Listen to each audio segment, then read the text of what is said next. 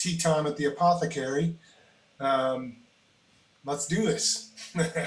My brother will be joining us in 1 second. Here we go. There you go. I sent you a request, buddy. Okay. Go live with Murs Apothecary.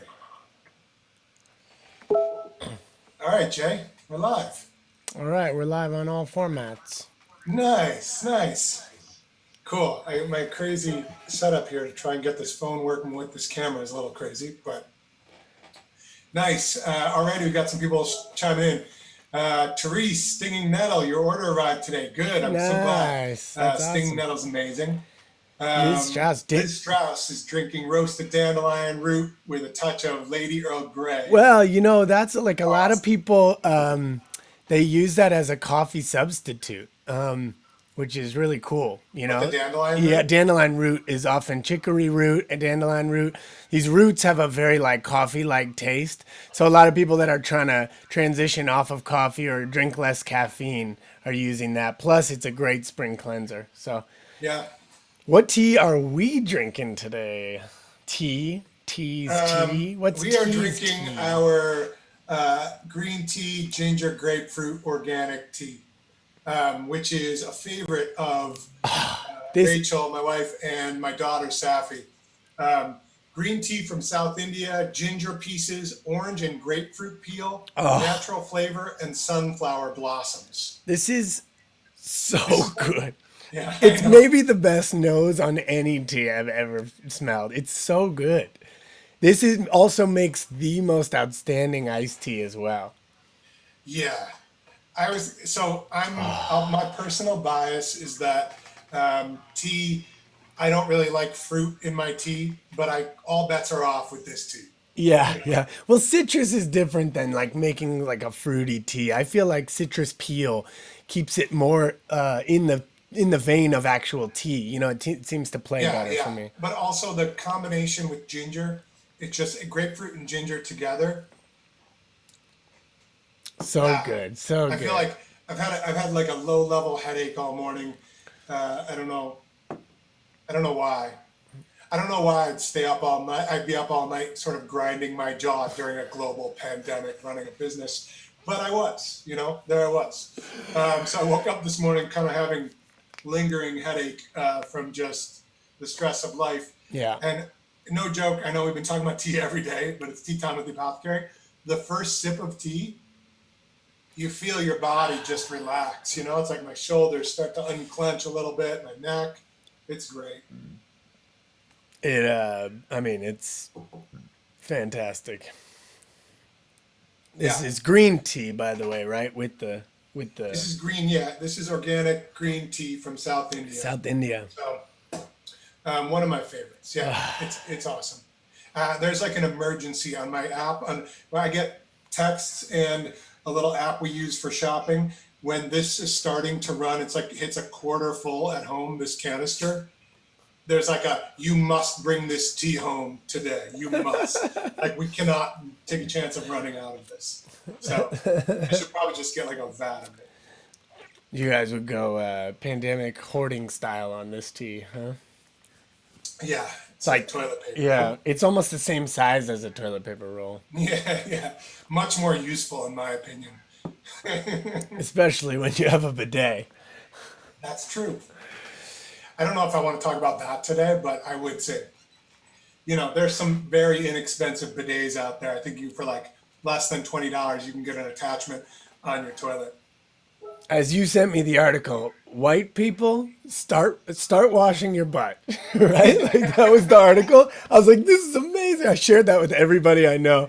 It's like Yeah, white people start washing your butt. It was written by an Indian guy. It was like, please, yeah, please, please start using water to wash your butt. Like yeah, yeah. Join the rest of the world in the ancient sanitary tradition. Anyway, hi John, how are you? Thanks for joining us again. Um, yeah, what I wanted to talk about was something you and I talked about last night with our boys book group Zoom meeting that we had with all the cool dudes that we get to see Hey, once a month. I think we have a little funky sound with you. Can you turn the sound volume on your phone down? You might be getting an Yeah. echo from the app or something. Let's see. That I might. don't know if that will work. We'll try. All right.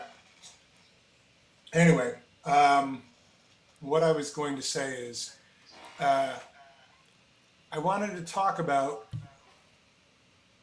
this. Seems like they're related in my mind. Maybe they're not related immediately, but Maybe that's better. technology and what we're sort of seeing a glimpse of in this lockdown period where we're all using technology more, and how technology, while it's great to do many things, leaves all of us feeling somewhat unfulfilled on a human level, right? Yeah, I mean, it's certainly it's like you're doing the best you can, but you feel a little bit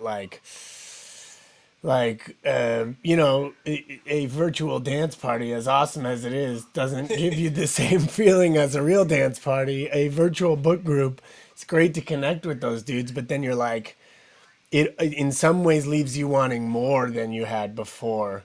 I think the danger is if you just say, well, I wanted more after that, I'm not doing that anymore, then you can disconnect, Yeah, yeah. and that can be dangerous as well.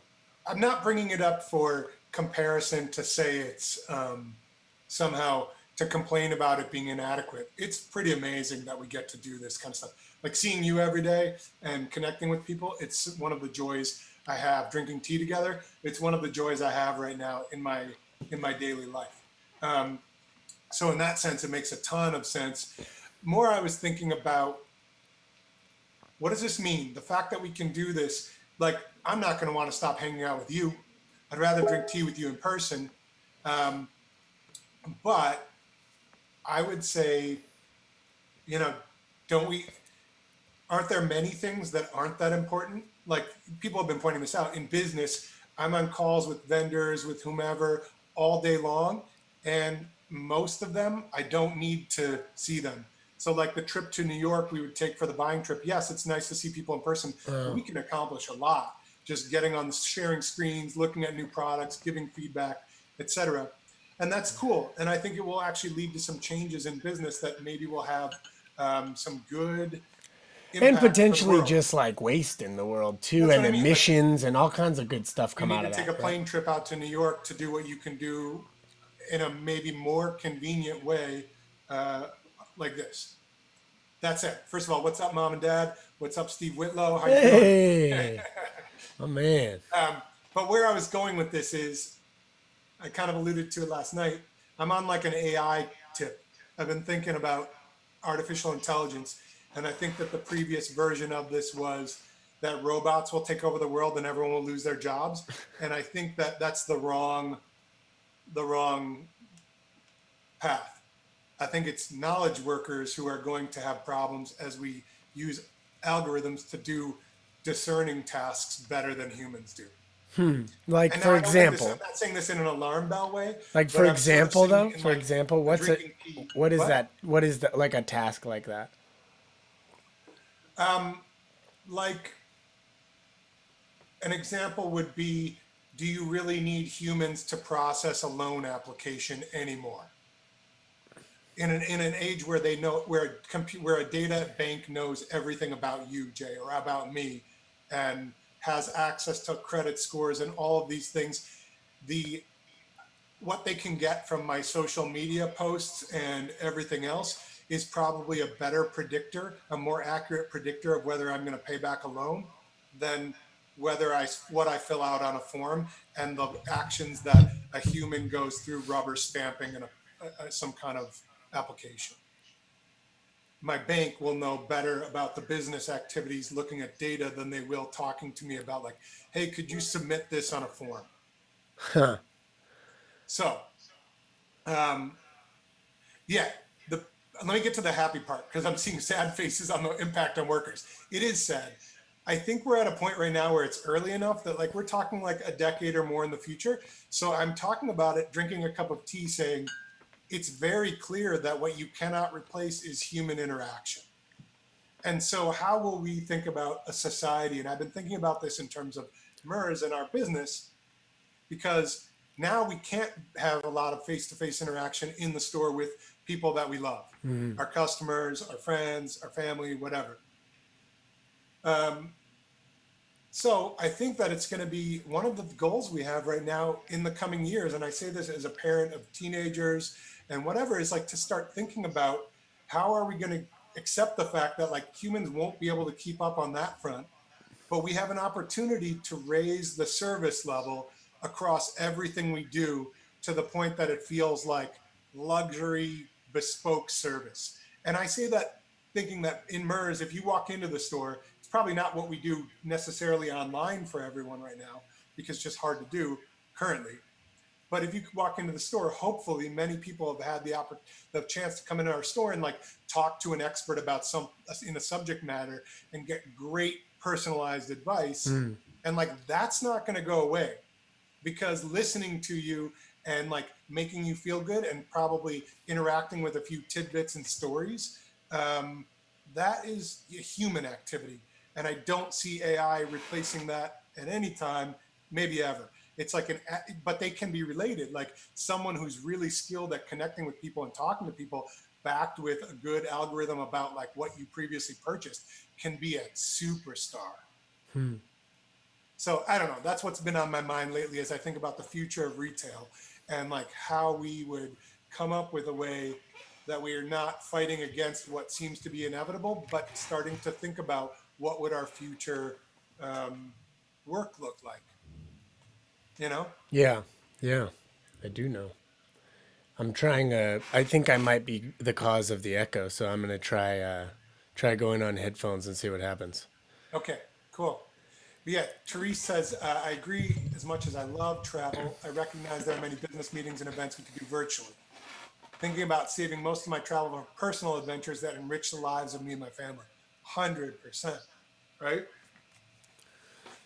Even when a business travel is necessary, I think it's going to be possibly less often, and there's going to be a bigger incentive to make it mean something by combining business and personal by saying like, yeah, I'm going to go out to San Diego for this conference, and I'm also going to go see my cousin Dante and spend some time that I normally wouldn't get to spend with him and his kids and my my aunt and uncle, um, which then makes you get the benefit of business travel personally, which sometimes is beneficial, but you start to look at how can I make it personally meaningful as well. Yeah, do you also think like maybe like, some of these conferences and things don't quite have to be as long or don't have to be as like robust because they can provide you with materials and you can have I don't know, I just think like sometimes it can be less days or it can be if it's a meet and greet and you've already discussed some of the stuff, maybe that's enough. Yeah. I don't know. Yeah, I don't know. I think that's probably right. I think that the best, when I think about business conferences that I've gone to, the best thing that usually comes from, like, I could go and there's two things. One is you could go and watch all those meetings on video, but you probably never do. So just like the Yeah, excuse of going there, it it just like makes you forces you, do it. Yeah. you've invested in it, so you just do it. The second part is when you go to something big that's like a multi-day event, usually there's like 1 to 3 connections you make that turn out to be meaningful that I don't know would happen easily. So we'll probably have to figure out like how would I identify the important people in my Yeah. in my field so I can have these like magical one-on-one connections in a virtual manner.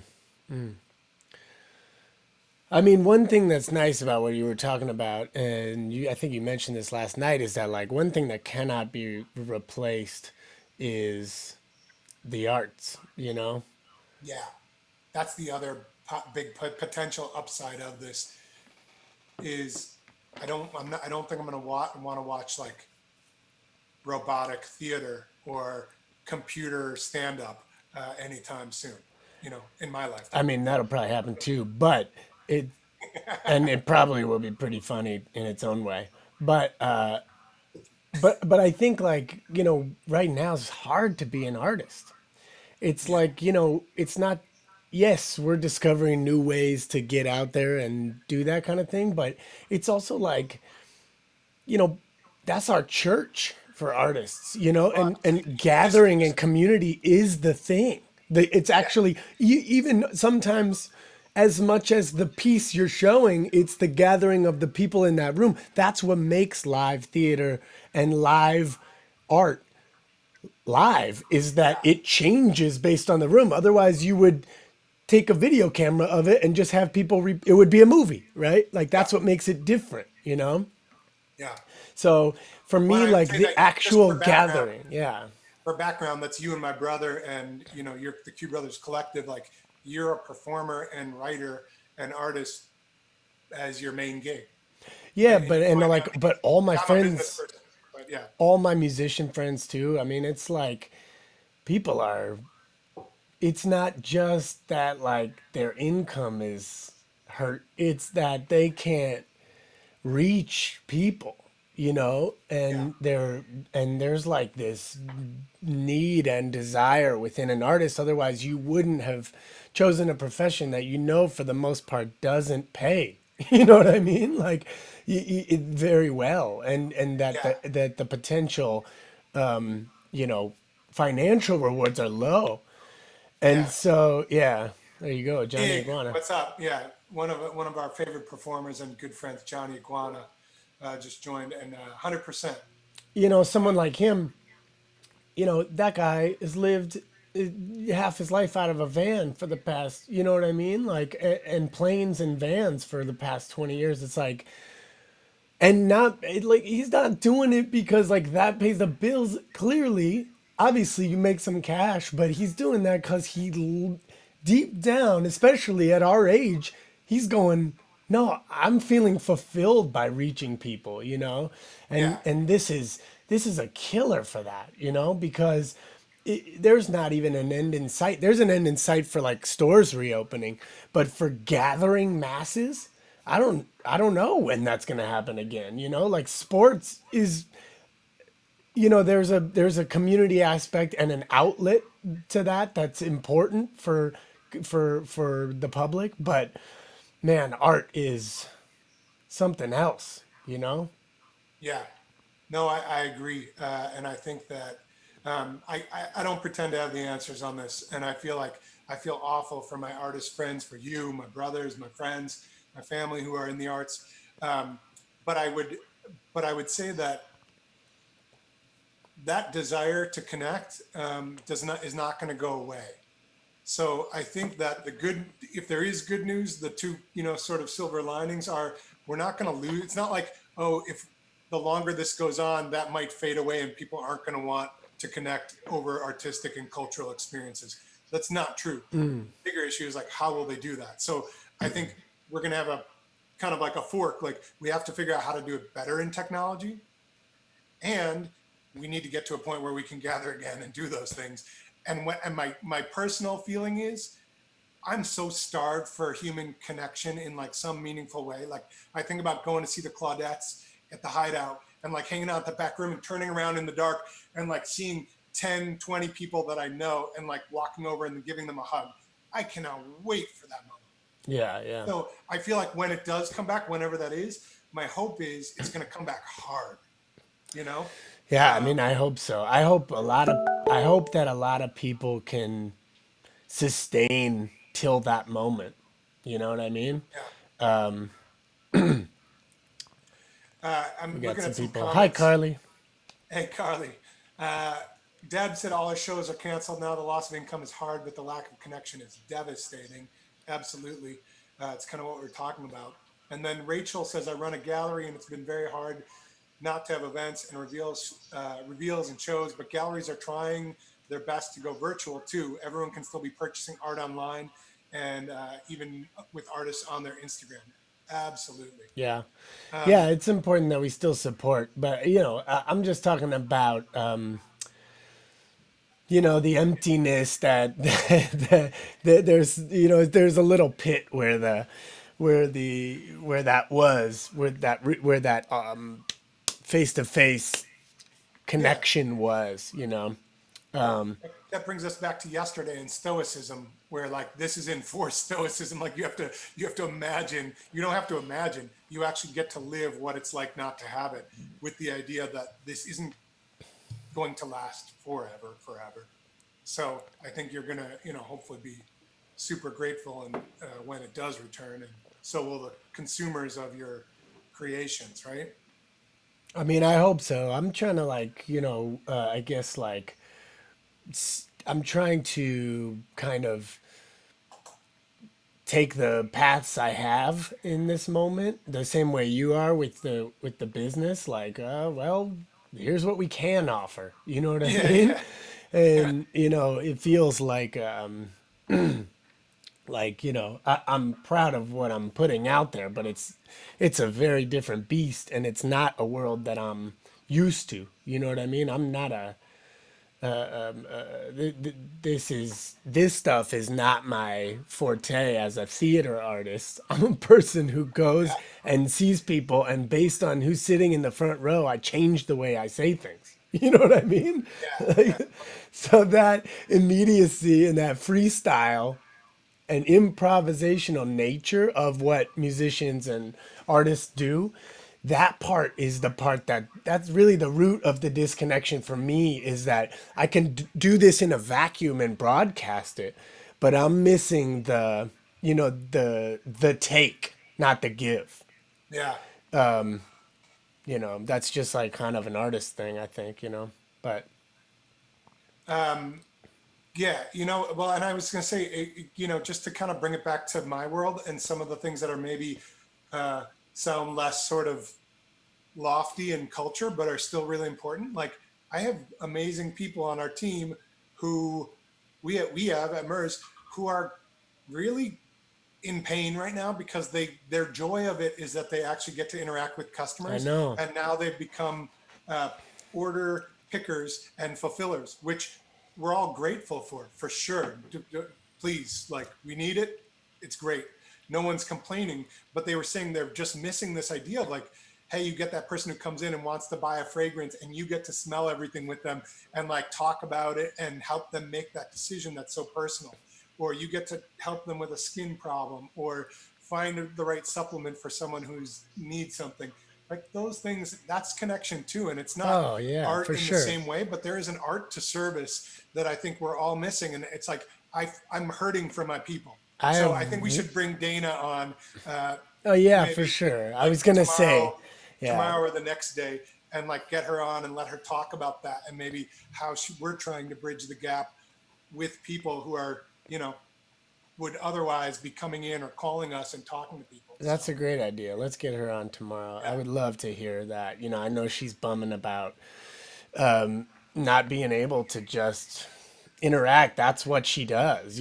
People who choose retail, let's be honest, there's a lot of people in retail who that's their only option, and then you are fortunate enough to work at a business where most of the people that work retail there do it because they're passionate about those products, and they really like the vibe and the clientele and what you're building as a lifestyle and a brand, and who you are, and with the community in this place that everyone is trying to you know be healthier, treat themselves better. You know what I mean? Like yeah, these are the core tenets of what you sell and what you do are like really attractive, if you're choosing retail. So that yeah, that's like those people are really in it. They want to be there. yeah. No, I know. So that's where we're hurting right now. I see Davida. Thanks for joining us. I see the yeah, face-to-face contact in a huge void. And John, I'm probably not going to get into software stuff. We do some of that, but customer relationship management software. But I would just say you're bringing up exactly why I'm bringing it up, is that this is on my mind. Like, what does the future hold? Not just pandemic future, but like 10 years hold for us in terms of how we relate to customers, um, with the idea that virtual connection is going to be a bigger part no matter what happens with the physical world. So, Yeah, for sure. we're thinking a lot about that. We got someone on Instagram. Love your store and your staff. It's a pure joy to go there. That's kind Oh, of that's what I'm thanks. talking about. It's like thank you. That's like Yeah, thanks. that's an Uh, amazing thing. we're amazing emotions right now every time we hear things like that for our whole team. So thank you for saying that. Christine, our cousin Christine just joined. Yeah, we're definitely bearded. So happy you joined us. Thanks.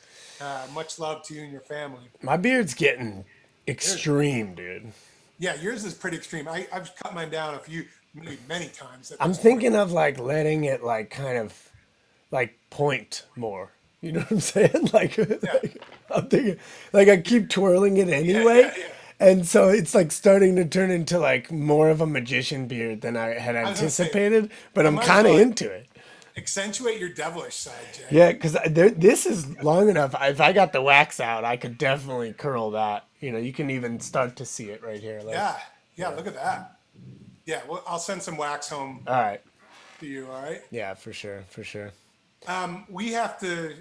We're gonna have to call this one pretty soon because we Yeah, have we only got a couple minutes. we have a call that we have to do that's about something we can't wait to announce for to you guys as soon as it's ready. But it's getting very close. A new product that we've created. So Hi, Polly. yeah, so we're gonna do that soon.